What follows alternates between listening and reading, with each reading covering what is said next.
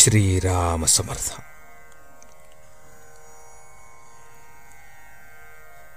वेळीच जागे होऊन योग्य रस्त्याला लागा.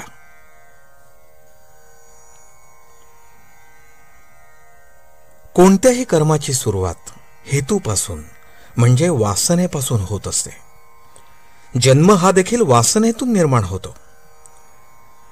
गंगेचा उगम अत्यंत पवित्र आणि लहान असला तरी स्वच्छ असतो. त्याप्रमाणे आपला जन्म वासनेत झाला असला तरी सुरुवातीला मूळ स्वरूप निर्मळ असते. याच वेळी आई लहान मुलाला शिकवते, देवा चांगली बुद्धी दे.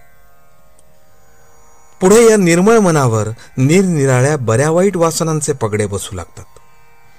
गंगेचे पाणी पुढे पुढे वाहत गेल्याने गढूळ होते आणि ते स्वच्छ करण्यासाठी आपण ज्याप्रमाणे तुरटी